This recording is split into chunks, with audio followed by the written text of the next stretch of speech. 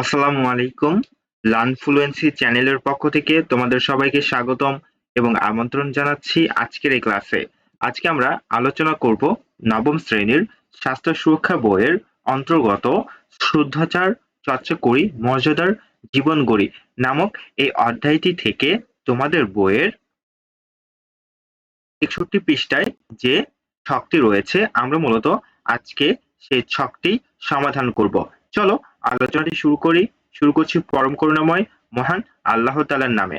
দেখো তোমাদের বই ৬১ পৃষ্ঠায় বলতেছে, শুরুতে আমরা একটু ভেবে দেখি তো, এমন কোনো ভালো কাজ কি আমি করি? এমন কোনো কাজ যা কেউ আমাকে তা করতে বলেনি, করতে দেখেওনি, এমনকি আমি যে কাজটি করেছি তা খেয়ালও রাখেনি। আমি মনে পড়ে গেল তো।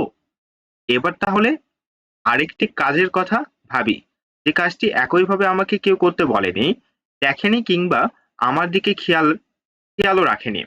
আমি নিজে থেকে কাজটি করেছি, কিন্তু এই কাজটি করার পরে আমার মনে হয়েছে না, ঠিক হলো না। এমন কাজ না করলেই পারতাম। ভালো লাগছে না কাজটা করার পরে একেবারেই।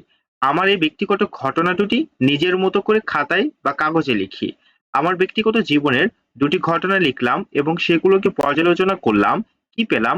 পার্থক্য আছে দুটি ঘটনাকে কেন্দ্র করে আমার অনুভূতি ও চিন্তায়। চলো ওই ঘটনা দুটি পর্যালোচনা করি। আমার এখনকার যে অভিজ্ঞতা এবং সেই সময়ের ওই ঘটনার কাজ দুটি আমার নিজের জীবনে যেভাবে প্রভাব ফেলেছে তা আমার অভিজ্ঞতা ছকে লিখে নিই। দেখো এই তো মূলত অভিজ্ঞতা ছকটি। এখানে আমাদের একটা ঘটনার কথা চিন্তা করে নিতে হবে এবং সেই ঘটনার আলোকে এই যে আমাদের অনুভূতিগুলা এখানে লিখতে হবে। চলো আমরা ঘটনাটি দেখি। আচ্ছা, দেখো আমরা আমাদের অভিজ্ঞতার ভিত্তিতে এই ঘটনাটি বলতে পারি। ঘটনা ১, একদিন রাস্তা দিয়ে হাঁটার পথে একটি মোবাইল ফোন পড়ে থাকতে দেখি। আশেপাশে কাউকে না দেখে আমি মোবাইলটি নিয়ে তার ছবি তুলে আমার ঠিকানা উল্লেখ করে পোস্টার বানিয়ে গ্রামে দেয়ালে লাগিয়ে দিই। মোবাইল ফোনটির মালিক আমার ঠিকানায় এসে মোবাইলটি ফেরত নেন। তিনি অনেক খুশি হন এবং আমার সততা দেখে মুগ্ধ হন। দেখো যে কারণে বা কি চিন্তা করে কাজটি করেছি সেটি হলো, আমি চিন্তা করে দেখেছি যে আমার কিছু হারিয়ে গেলে আমি কষ্ট পাবো। তাই আমার কুড়িয়ে পাওয়া মোবাইল ফোন, এখানে কুড়িয়ে পাওয়া লিখবো আমরা, কুড়িয়ে পাওয়া মোবাইল ফোন মালিককে খুঁজে তার হাতে তুলে দেই। তারপরে দেখো কাজটি করার পরের অনুভূতি কি ছিল।